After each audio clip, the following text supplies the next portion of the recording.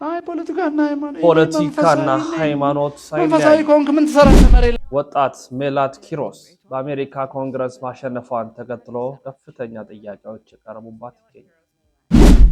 አዲስ አበባ ወጣት ኡታውን እያሰማ ነው። ተጋለጠው የአቡነ ሩፋኤል ህዝቡ ያደረገው በደል ማክበር ኦታላቸው በቤተክርስቲያን ትምህርት ላይ የማይሆን ነገር። ውድና ክቡራት ቤተሰቦቻችን፣ ውድ ኢትዮጵያውያን፣ ኤርትራውያን፣ ኦርቶዶክሳውያን እንዴት አላችሁ? እንዴት ቆያችሁ? እንዴት ሰነበታችሁ? ሰላማችሁ ይብዛ። ዛሬም እንግዲህ ያሮስ ነው በተለያዩ የቪዲዮ ጥንክሮች መጥቻለሁኝ። መረጃው ጉልበት እንዲኖረው ላይክ በማድረግ ሼር በማድረግ እንድታዳርሱ እንሻለን። ይህንን መረጃ እጅግ ጉልበት እንዲኖረው እንፈልጋለን። ያው ላይክ አታርጉም፣ ሼር አታርጉም፣ አታዳርሱም። ያ እንዳይሆን ሁላችሁም ላይክ በማድረግ ጀምሩልኝ።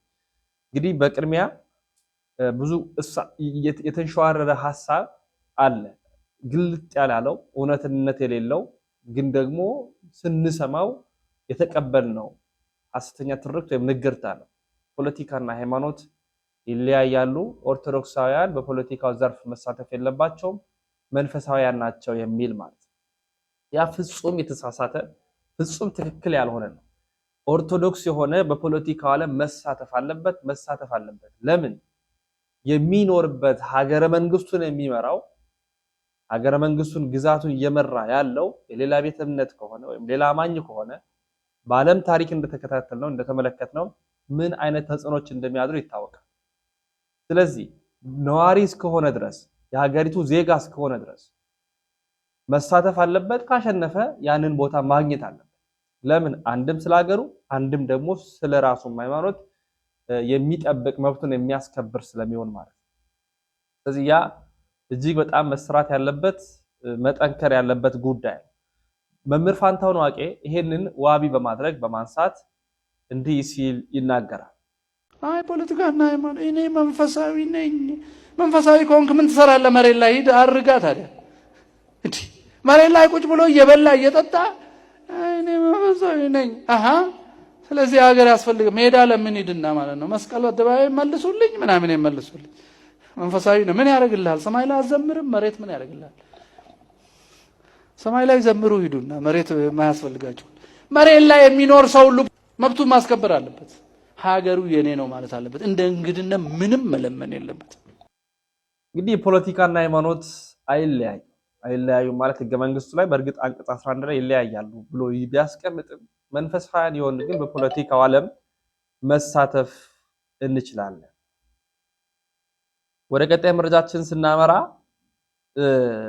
የሜላት ኪሮስ ጉዳይም በስፋት አነሳዋለሁ። በእርግጥ በጣም አነታራኪ የነበረውን ጉዳይ እናያዘውና የአዲስ አበባ ወጣት ኡታውን እያሰማ በቃ ሞት በቃን፣ ወጣቶች ሴቶች ራሳቸውን እያጠፉ ነው፣ እየሞቱ ነው፣ መከራ ውስጥ ነን፣ ችግር ውስጥ ነን፣ ጭንቀት ውስጥ ነን፣ መብራት ብቻ ነው፣ መብራት አንፈልግም፣ አምፖል ብቻ ነው፣ መብራት ብቻ ነው፣ ውሃ ብቻ ነው፣ የሚመረቀው ነው፣ ሰው የሚበላውን አጥቷል፣ ኑሮ ተሰቃይቷል እያለ አንድ ወጣት ኡታውን እያሰማ መከራ ውስጥ ነው ያለ ነው፣ በጭንቀት ውስጥ ነው ያለ ነው ሲል እያሰማ ይገኛል። ተካተልን እንመለሳለን።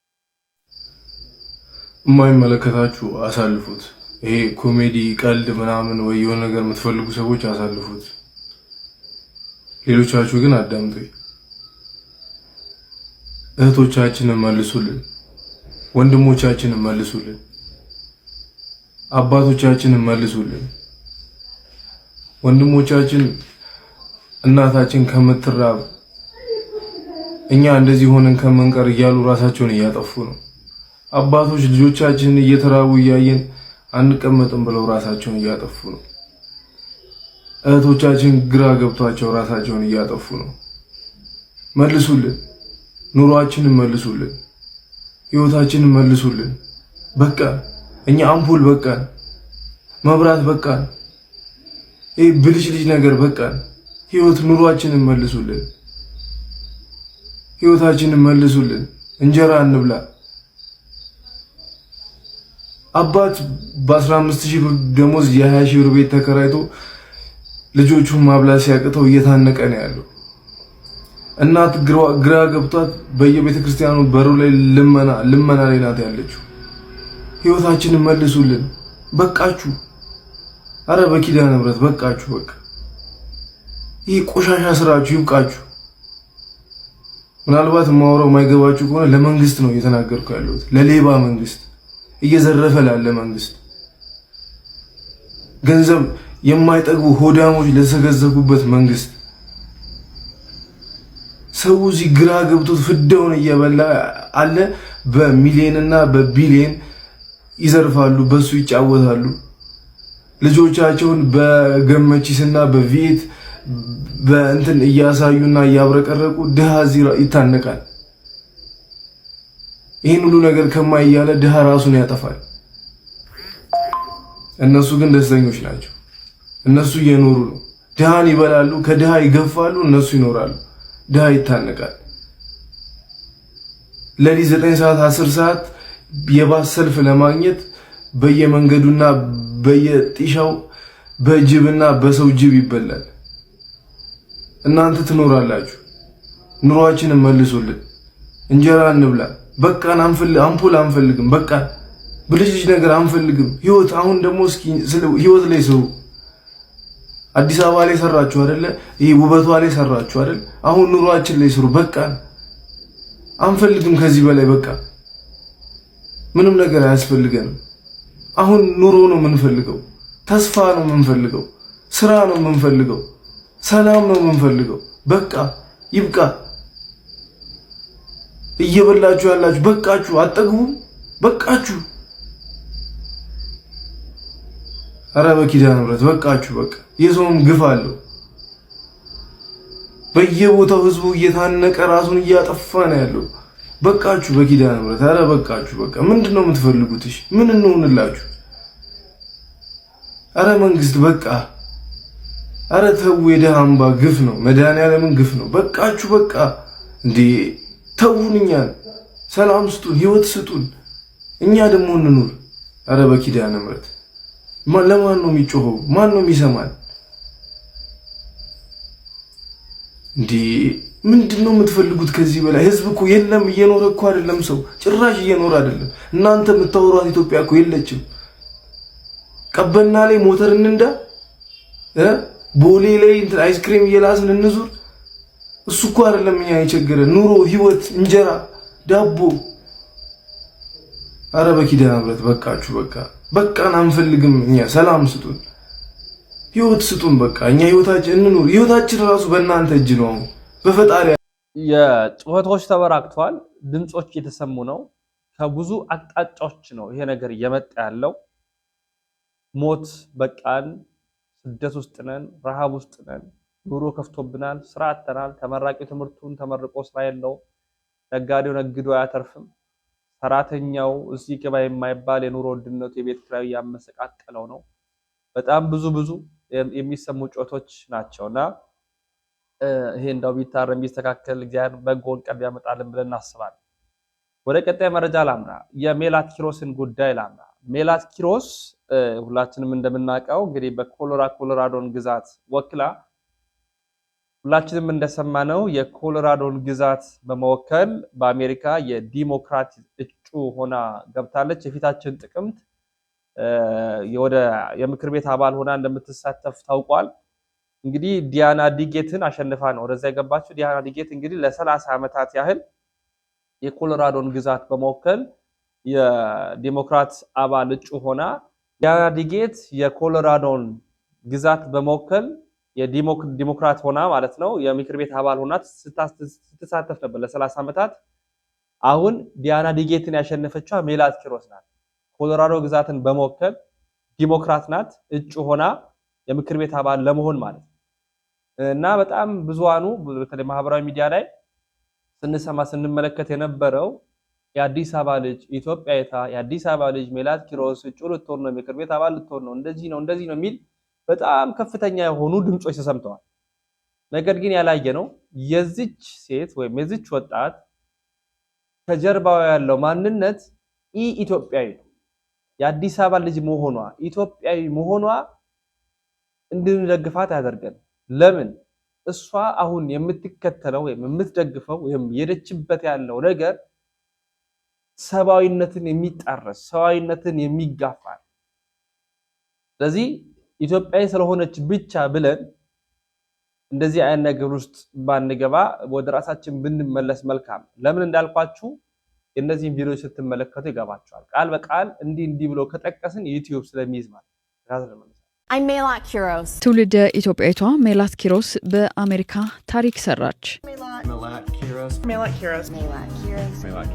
ሜላት የኮሎራዶ ግዛትን በመወከል የዲሞክራቶች እጩ የሚያደርጋትን ድምጽ አግኝታለች። በግዛቲቱ ከ30 ዓመታት በላይ በስልጣን ላይ የቆዩትን ዲያና ድጌትን ማሸነፍ ችላለች። ሜላት በጥቅምት ወር በሚደረገው ምርጫ አሸንፋ የአሜሪካ ምክር ቤት አባል እንደምትሆን የአገሪቷ መገናኛ ብዙሃን ግምታቸውን መስጠት ጀምረዋል። የ29 ዓመቷ ሜላት በህፃንነቷ ነበር ከኢትዮጵያ ወደ አሜሪካ ያቀናችው። ሶሻል ዲሞክራቷ ሜላት እስራኤል በጋዛ የዘር ፍጅት ፈጽማለች በማለቷ አነጋጋሪ ሆናለች። ሜላት ከእውቁ ዲሞክራት በርኒ ሳንደርስ ድጋፍ አግኝታለች። ሕክምና ለሁሉም፣ ቅድሚያ ለቤት፣ የህፃናትና አረጋውያን እንክብካቤ፣ ስደተኞችን የሚያሳድደው መስሪያ ቤት መዝጋትንና የጦር መሳሪያ ሽያጭ እገዳን ቅድሚያ እንደምትሰጥ በምርጫ ቅስቀሳዋ ወቅት ደጋግማ ገልጻለች። በምስሉ ላይ የምታዩት ኢትዮጵያዊቷ ሜላት ኪሮስ በአሜሪካ ኮሎራዶ የነበረውን ምርጫ አሸንፋለች። ሜላት ኪሮስ የ29 ዓመት ወጣት ስትሆን ዶክተራል ስቱደንት ስትሆን ሎየር ነች። እቺ ግለሰብ በአሜሪካ ኮሎራዶ የዩኤስ ኮንግረስ አባል ለመሆን የነበረ ምርጫ አለ። እሱን ምርጫ አሸንፋለች። ኦኬ ሜላት ኪሮስ ትውልደ ኢትዮጵያዊ ናት። እሷ ጋር አብሮ የኢትዮጵያ ስም ተነስቷል። እኔ አንዱ የሚያናድደኝ ጉዳይ ከዚች ወራዳ ጋር የኢትዮጵያ ስም አብሮ መነሳቱ ነው። ሶኬ አሜሪካ ውስጥ ተወዳድራ ምርጫ አሸነፈች፣ መብቷ ነው። ተወዳደረች፣ አሸነፈች፣ ወሬበርኛ አያገባንም ስለሱ። እኔ አንድ የሚያናደደኝ ጉዳይ ከዚህ ልጅ ጋር የኢትዮጵያን ስም አያይዛችሁ ማንሳታችሁ ነው። አንዳንዶቹ እንዳውም ተጋሩ በሄደበት ሁሉ አሸናፊ ነው፣ ኪሮስ የሚለውን ስም ወስደው ከትግሬነት ጋር ሊያዛምዱት ሁላ የፈለጉ ሰዎች አሉ። ማናት ልጅቷ? ትክክለኛ ማንነቷ ማን ነው የሚለውን በዚች አጠር ባለች ቪዲዮ እዩትና እንመለስበታለን። Melat Kiros, everybody! My name is Melat Kiros. I'm running for Congress to stand up to the billionaires and the corporations burning our planet and profiting from genocide. I'm running because I believe in a world where every single human being, no matter where you're born, no matter what body you're born into, no matter what wealth you're born into, you are deserving of dignity, of unfettered joy. እኔ የምልላችሁ ነው፣ እኛ አሜሪካዊ አይደለንም፣ እንደ አሜሪካዊም አናስብም። እኛ ኢትዮጵያውያን ነን። የራሳችን ባህል፣ ሴት፣ የአኗኗር ዘይቤና የተለያዩ ሴቶቻችንን ጠብቀን የኖርን ህዝቦች ነን። የእንደዚህ አይነት ወራዳና ርካሽ ሰዎች ስም ከኢትዮጵያ ጋር ተያይዞ መነሳት የለበትም። ትውልደ ኢትዮጵያዊ ምናምን እያላችሁ ዜና ባትሰሩ፣ እንደዚህ አይነት ርካሽ ሰዎችን ወደዚህ ሚዲያ እያመጣችሁ ሚዲያውን ባታጨናንቁት የሚል መልእክት ለማስተላለፍ ነው። ይመቻችሁ። መልካም ቀን። በልጅነቷ ነው ወደ አሜሪካ ሄደችው። ኢትዮጵያዊ መሆኗ የአዲስ አበባ ልጅ መሆኗ ነው የተሰማ ያለው። ሜላት ኪሮስ ደግሞ የሚለውን ይመጣና በትግራይ ያሉ ደግሞ ሌሎች ነገሮችን እያነሱ ነው። ተጋሩ ዛም ሄዶ እንደዚህ ነው ተጽዕኖ ይፈጥራል ሚል ከየዋህነት የተነሳ ማለት ኢትዮጵያዊት ናት፣ ግን ደግሞ በአሜሪካ ተወልዳ አሜሪካ ላይ ያደገች ናት። ለብዙ ጊዜ እጩም ሆና የገባችው ኮሎራዶ የአሜሪካን አንዱን ግዛት ነው እንጂ ኢትዮጵያን ወክላ አይደል። ኢትዮጵያዊ መሆኗ ኢትዮጵያውያንን ይረዳል የሚል ምልከታ ብቻ ነው ያለው። ያ እንደ አንድ የኢትዮጵያ ዜጋ እንደመሆናችን መጠን ደስ ሊያሰኘን ይችላል። ግን ይህች ሴት እኛ የምንከተለውን እኛ የምናምነውን ፈጣሪን የምትፈራ ሀገር የምትቀበለውን አስተምሮ አትቀበልም። ድጋፍም ያገኘች ያለችው አብዛኛው ይሄ ከሰባዊነት የወጣውን እንቅስቃሴ የሚያራምዱት ላይ ነው። ስለዚህ በጣም እንደው ከጭፍን ድጋፍ በብልሃት መጓዝ የተሻለ ነውና ምን መረምር የሚል ምልከታ ነው። ወደ ቀጣይ መረጃ ሳመራ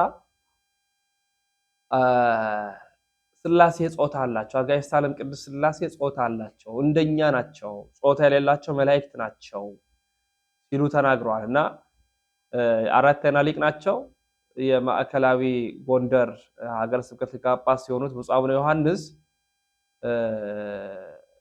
በዚህ ላይ ጠንከር ያለ ሐሳብ እንደሚያነሱ ይታመናል። ባይነሳም እንኳን ምዕመናን፣ መምህራን አብዛኛው የቤተ ክርስቲያን መምህራን ሰባኪያነ ወንጌል ድምጻቸውን እያሰሙ ነው፣ ምላሽ እየሰጡ ነው። ቅድስት ሥላሴ ጾታ የላቸውም። የተገለጸው አገላለጽ እኛ እንድናቀው እንጂ በወንድም አንቀጽ በሴትም አንቀጽ ሥላሴ ተጠቅሷል።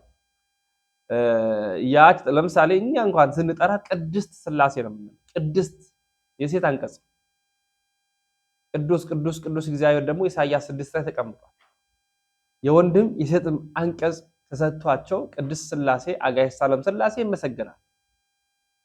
ይሄ አገላለጽ መጽሐፍ ቅዱሱ የተጻፈበትን አውድ ተከትሎ ስለመጣ የዕብራይስጡን ተከትሎ ስለመጣ እንጂ እኛ እንደምንለው አካል ያላቸው ሆኖ አይደለም።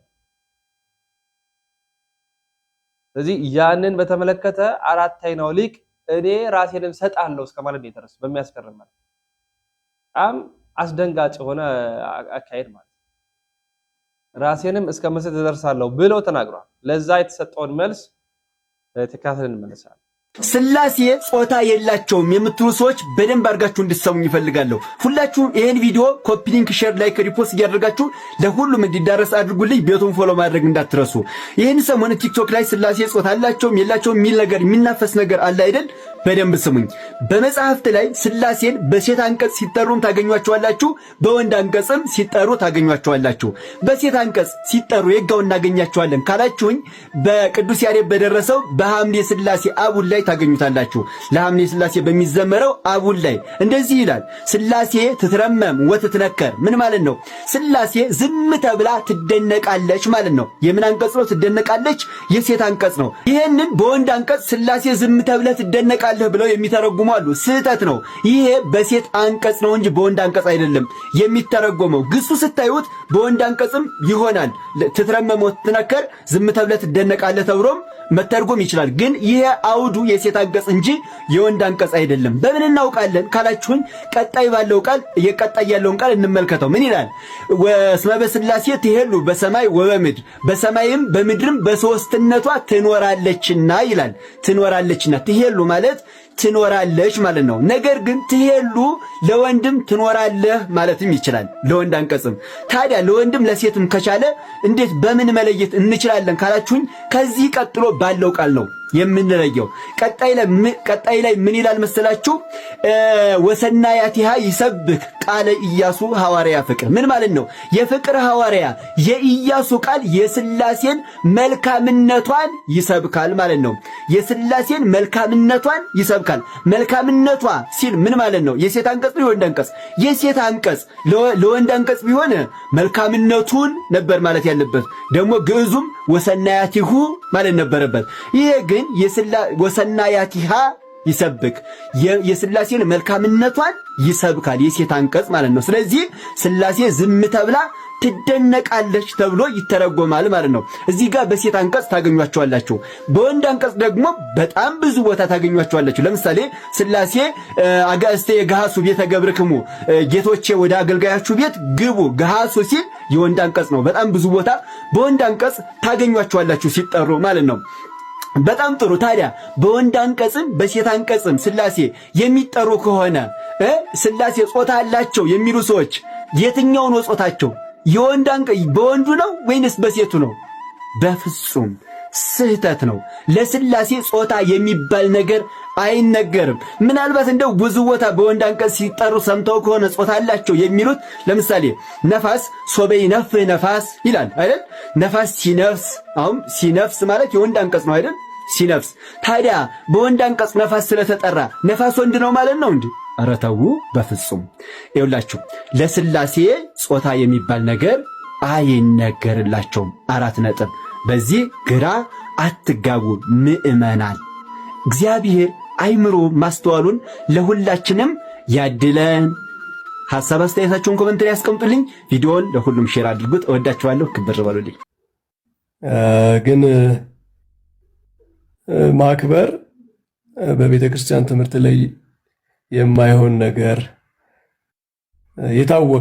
የታወቀን ነገር ላይ ስህተት ሲሰራ ዝም ማለት አይደለም። ማክበር በስህተት ውስጥ ዝም ብሎ ማለፍን አያካትትም ማለት ነው እና ያው ብዙ ጳጳሳትን ስንል ነበረ ከሊቅነት በክህነት ደረጃ ጵጵስና ይበልጣል። ደግሞ በጳጳሳት ላይም ሲሳሳቱ በተሳሳቱ ጊዜ ተናግረናል። እንደ ልጅነታችን የሰማነውን የተማርነውን እና ያ ለአንዱ የሚደረግበት ለአንዱ የማይደረግበት ምክንያትም ስለሌለ የሰማነው ነገር ስህተት ነው፣ ፈጽሞ ስህተት ነው። ይሄ ባይዘው ምንም እኮ በታሪክ በአምስተኛው በአራተኛው ክፍለ ዘመን ያለቀ የተደመደመ ነገር እኮ ነው። የአንትሮፖሞርፊዝም በእነ ቅዱስ ቴዎፍሎስ ዘመን አንዳንድ በግብፅ የነበሩ መነኮሳት ያራምዱት የነበረ ግን በቤተ ክርስቲያን ታሪክ የተወገዘ ስህተት ትምህርት ነው ተብሎ የተወገዘ ትምህርት ነው። እንግዲህ በኋላ የምናገኘው እስልምና ላይ ነው አሁን ማለት ነው እንጂ በክርስትና ታሪክ እንዲህ አይነት አስተምሮ የተወገዘ ትምህርት ነው። እግዚአብሔርን አካል ቅርጽ ያለው ውሱን ቅርጽ ያለው እንደ ሰው የሚቆጠር አካል ቆጥሮ ያ አካል ደግሞ ከቶም ጾታንም አካቶ መናገር ይሄ በክርስትና በታወቀ ሁኔታ የተወገዘ ትምህርት ነው። አንዳንድ ጥቅሶችን ቢጠቀሱ መጀመሪያ ቦታቸው የተጠቀሱበት ቦታ በምን ኮንቴክስት ነው፣ ማን ነው የተናገራቸው ብለው መመርመር አለባቸው። አንዳንዶቹ መጽሐፍትም ራሱ ይህን የሚናገሩት ምንጫቸው ራሱ መመርመር ያለባቸው አሉ። አትናቴዎስ ተብሎ ሲጠቀስ አትናቴዎስ ብለዋል ወይ? ከምን የመጣ ጽሑፍ ነው ራሱ ጽሑፉ ተብሎ መመርመር፣ እስከዚህ ደረጃ ሊቃውንት መሄድ እንዳለባቸው ነው የሚያሳየው ማለት ነው። ምክንያቱም በአትናቴዎስ ስም የመጣ መጽሐፍ ሁሉ የአትናቴዎስ አይደለም። በተለያዩ አባቶች ስም እየተጻፉ የሚመጡ ጽሑፎች ስላሉ ማለት ነው። እና ምንጩ መታየት አለበት ነው። በቤተ ክርስቲያን ታሪክ ይሄ የታወቀ የተገለጠ የስህተት ትምህርት ስለሆነ ማለት ነው። ለስላሴ ጾታ የሚቀጸለው ምን ስላሴ እንደ ሰው ይራባሉ እንዴ? እንኳን ሰው መላእክትም አያስፈልገውም እኮ። ለሰው ልጅ እኮ የጾታ መታወቂያ አካል የሚያስፈልገው ለመራባት ነው። ግብር ያለው አካል ነው ጾታ ማለት ነው። ለስላሴ ግን ለምንድን ነው ጥቅም የሌለው አካል አለ ሊባል ነው? ስላሴ መቼም ለስላሴ ይህንን ስለማንናገር ማለት ነው። እና ለእግዚአብሔር የምንናገረው ነገር በሰው ደረጃ በሰው አካል በፍጥረታት እንስሳት ሁሉ ባላቸው ነገር እንዴት ይነገራል? ይሄ ፈጽሞ ስህተት የሆነ ትምህርት ነው። ያው ከአክብሮት ጋራ ከማክበር ጋራ ስህተት ነው ብለን መናገር ግድ ይለናል፣ ማስተካከል ይኖርባቸዋል። ያው ሁሉም ሰዎች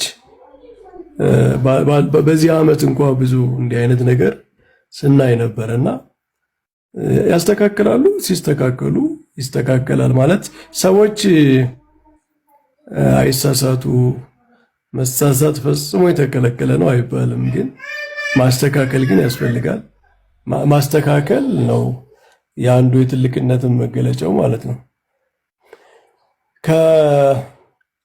ከአምስተኛው ከአራተኛው ክፍለ ዘመን በኋላ 15-16ኛው ክፍለ ዘመን አካባቢ በእኛም አካባቢ እንደዚህ ብቅ ያሉ ትምህርቶች ነበሩ። እዚህ አንትሮፖሞርፊክ የሆነ አቋም ያላቸው ሰዎች የእነሱም ትምህርት ትክክል አይደለም።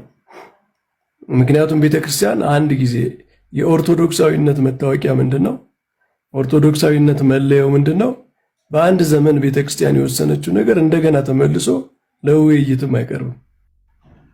በቃ የጥንቷ ቤተክርስቲያን የተስማማችበት የወሰነችበት ነገር ከሆነ እኛ ቤተክርስቲያን ኢንፋሊብል ነች፣ ቤተክርስቲያን የማትወድቅ ነች፣ ቤተክርስቲያን የማትሳሳት ነች ብለን ስለምናምን ጥንታዊቷ ቤተክርስቲያን ተስማምታ የምታምነውን ትምህርት ከብዙ ዓመት በኋላ እንደገና ተመልሶ ለክርክርም አይበቃም፣ ለውይይትም አይበቃም።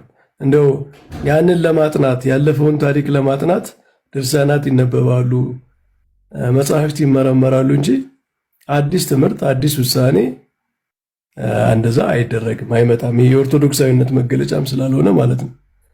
እና የሚጠቀሱትም ጥቅሶች መመርመር አለባቸው ከነ ምንጫቸው ማለት ነው።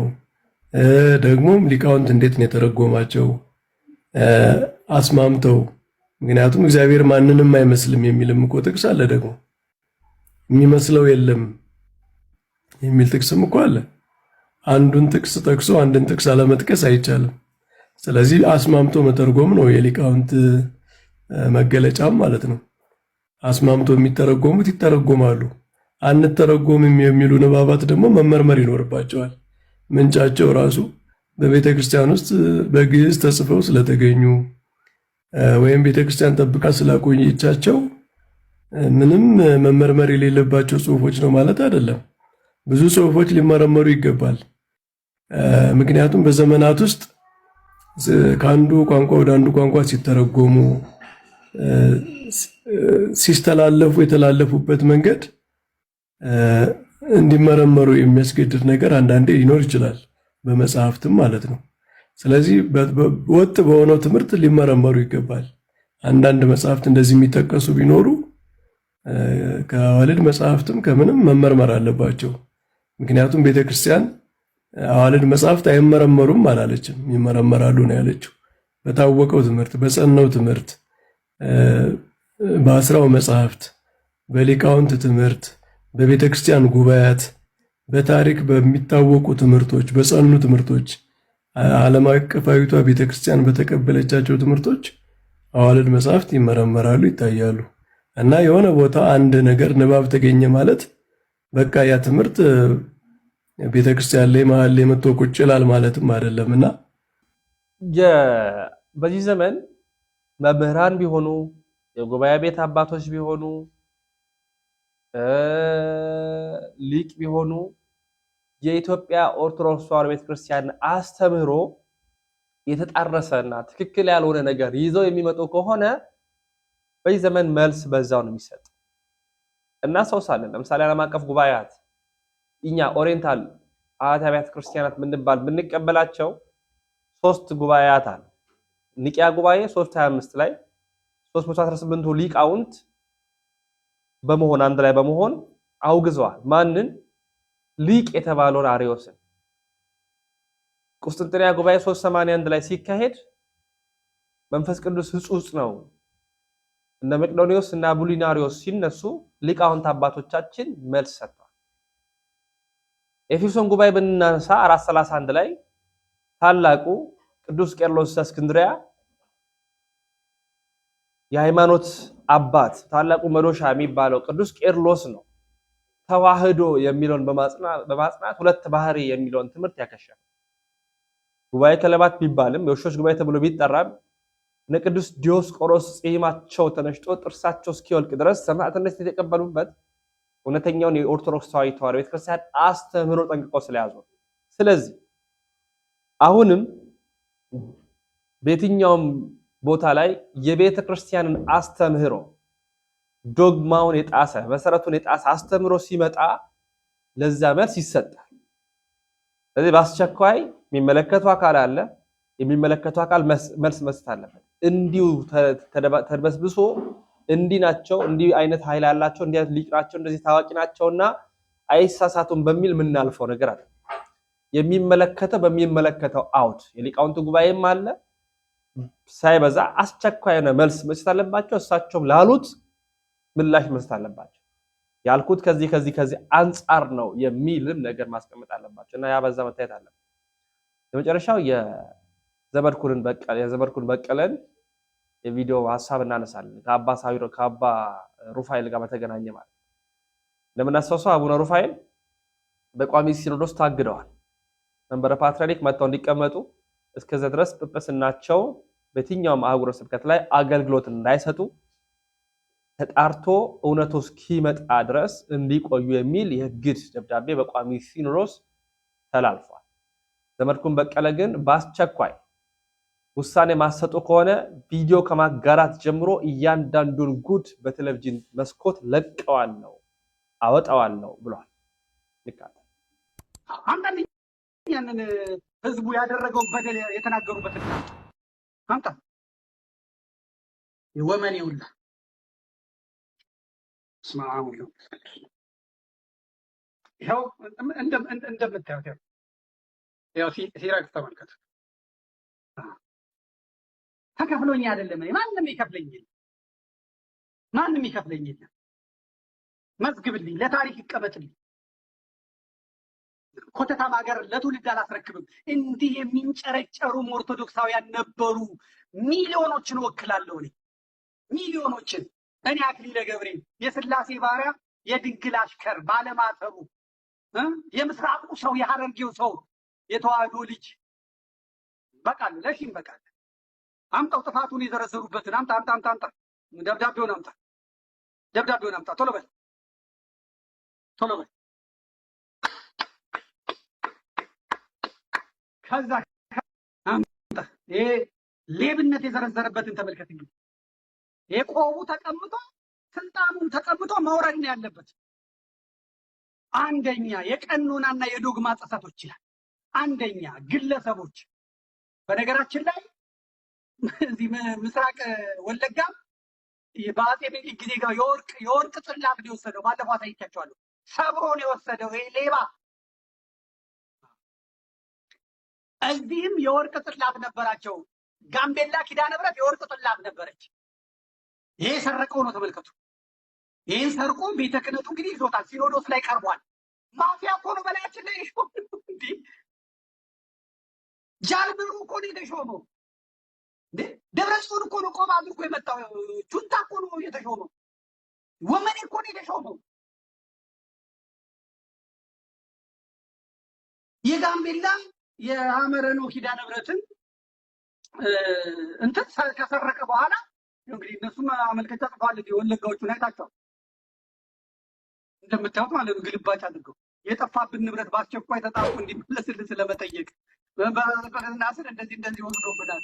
ይሁን እንጂ የፌዴራሊዝም ምንም ያለበት ነገር ሳይሆን ጠቃሹ ንብረት ሰርቆ እንዲሄድና ገንዘቡ እንዲጠፋ ድል የሚሰጥ በመሆኑ እንዲሁም እባካችሁ መልሱልን ይላሉ። እንግዲህ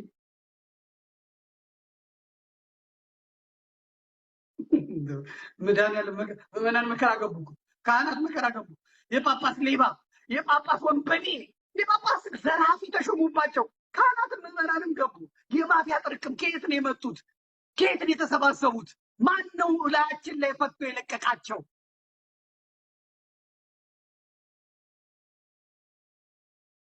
እንመለከታለን። እንግዲህ አንድ ሁለት ብለን እንቁጠር። ሂድ አምጣልኝ። ዛሬ አሩሲ ሄደ ይቀርብ ግለሰቦች አባ ማቴዎስ በሐመረኖ ኪዳነ ቤተክርስቲያን የነበረ ለአባ በርተለሜዎስ ከእስልምና ሃይማኖት መጥቶ በተለያዩ አብያተ ክርስቲያናት እየተዘዋወረ የሐሰት ትምህርት ሲያስተምር የነበረና ቤተ መቅደስ ውስጥ ጭምር ሴት አስገብቶ ዝሙት የፈጸመ ስብሐት ለአብ ስብሐት ለወልድ ስብሐት ለመንፈስ ቅዱስ ሎቱ ስብሐት እስላም ሹሞብን ነግሬያቸዋለሁ እኮ እስላም አምጥቶ ቤተ መቅደስ ጭምር አስገብቶ ዝሙት የፈጸመ ቤት ነው እግዚአብሔር የሚታረቀን ቤት ነው እግዚአብሔር።